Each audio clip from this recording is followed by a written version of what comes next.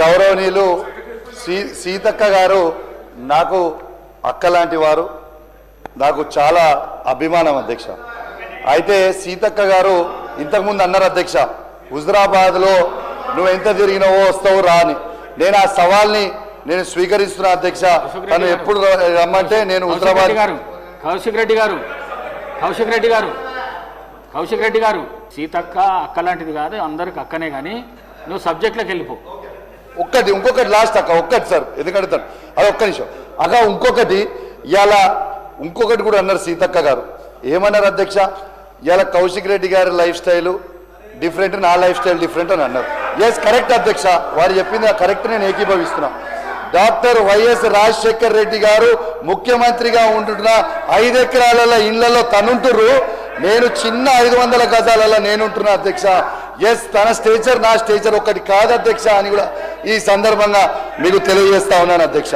అధ్యక్ష ఇక ఇప్పుడు పోతే అధ్యక్ష, ఇప్పుడు పోతే అరే అయిపోయింది అయినా ప్లీజ్ అధ్యక్ష. ఒక్కసారి మీరు ఆలోచన చేస్తే బీఆర్ఎస్ పాలన రైతులకి స్వర్ణయుగం, కాంగ్రెస్ పాలన రైతులకి సంక్షోభ యుగం అని చెప్పక తప్పదు అధ్యక్ష. ఎందుకంటే మీకు కొన్ని ఉదాహరణలతో చెప్తున్నా అధ్యక్ష. ఆయన ఎట్లా పడితే అట్లా అంటే ఎవరు ఆయన ఇష్టం ఉన్నట్టు మాట్లాడుతుంటారు కాబట్టి మేము మంత్రులుగా కానీ ఇక్కడ నుంచి కానీ తప్పకుండా రెస్పాండ్ కావాల్సినటువంటి అవసరం ఉంది అధ్యక్ష.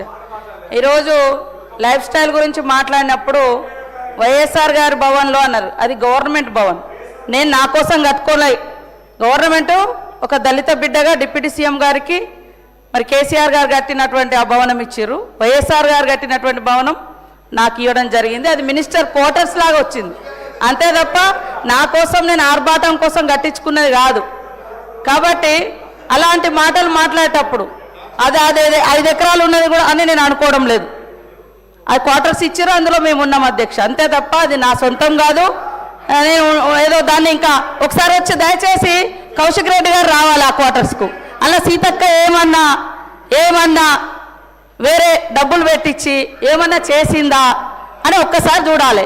అది మా స్థాయికి అధ్యక్ష, అది మా స్థాయికి చాలా చాలా పెద్దది అధ్యక్ష. అది మేము ఉండేది ఇవాళ నా కొడుకు కూడా హన్మకొండలే ఉంటాడు.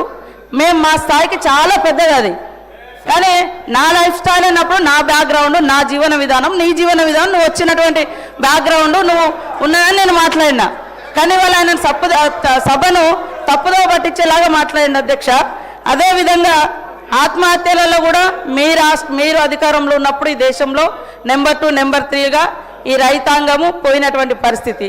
అదేవిధంగా మిల్లుల కాడికి పోతే కోత లేకుండా రైతులు ధాన్యం అమ్ముకోలేనటువంటి పరిస్థితి. గొర్రెల గోల్మాలు, చేపలలో గోల్మాలు, ఇవన్నీ అవే విషయాలు మాట్లాడడం జరిగింది. కాబట్టి మళ్ళీ ఒకసారి నేను అంటున్న అధ్యక్ష, వైఎస్ఆర్ గారి భవనం ఇచ్చింది అది గవర్నమెంట్ క్వార్టర్స్గానే నాకు వచ్చింది తప్ప వేరే కాదు. నేను టీఆర్ఎస్ నాయకులందరినీ కూడా ఆ భవనంలోకి ఆహ్వానించడానికి కూడా ఒకసారి రండి, మీ నాయకుడు ఉన్నప్పుడు పెట్టిండో లేదో కానీ మేము పెడతాం.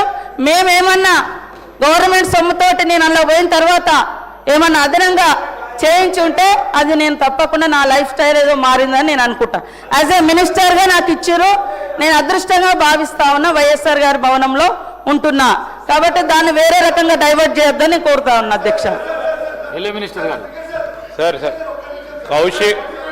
కౌశిక్ రెడ్డి యువ శాసనసభ్యుడు అధ్యక్ష. రాష్ట్రానికి సంబంధించి రాష్ట్ర మంత్రులకు సంబంధించిన అంశం విషయంలో ఇదేదో మేమేమో కొత్తగా రాష్ట్రాన్ని క్రియేట్ చేసి లేకుంటే వారికి ఉన్న ప్రోటోకాల్ ప్రివిలేజ్ని క్రియేట్ చేసింది కాదు అధ్యక్ష. గౌరవ మంత్రివర్యులు ఇక్కడ హరీష్ రావు గారు గత ప్రభుత్వంలో ఉన్నారు, వారు కూడా మంత్రి క్వార్టర్లోనే ఉంటుండే అధ్యక్ష.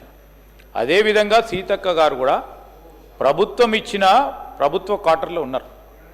దాన్ని కూడా రాజకీయం చేయడం అధ్యక్ష ఇక్కడ పోతా ఉంది అధ్యక్ష. ఇది ఏంది అధ్యక్ష? ఇదా వారు నేర్పించేది అధ్యక్ష? వారు ఏంది అధ్యక్ష? మా హరీష్ రావు గారు ఆ విధంగా నేర్పిస్తా ఉన్నారా ఏందో చెప్పండి అధ్యక్ష. ఏంది అధ్యక్ష ఇది? ఇదే ప్రభుత్వ పరంగా మేము కూడా ప్రభుత్వ క్వార్టర్లో ఉంటాము, వారు కూడా ప్రభుత్వ క్వార్టర్లో ఉంటారు. ప్రభుత్వం ఇచ్చిన వసతికి సంబంధించిన అంశం విషయంలో ఎమ్మెల్యే క్యాంప్ ఆఫీసులో మా కౌశిక్ రెడ్డి ఉంటాడు అధ్యక్ష. ఎమ్మెల్యే క్యాంప్ ఆఫీసులో మా కౌశిక్ రెడ్డి ఉంటాడు. మేము అంటాం అధ్యక్ష, ప్రభుత్వం ఇచ్చింది ప్రభుత్వానికి సంబంధించినది ఈరోజు ఈక్వల్లీ ఉంటుంది ప్రభుత్వం ఇచ్చిన క్యాంప్ ఆఫీస్ అక్కడ ఎమ్మెల్యే క్యాంపస్. ఆ రోజు వైఎస్ఆర్ కట్టుండొచ్చు, ఇంకోది కేసీఆర్ కట్టుండొచ్చు.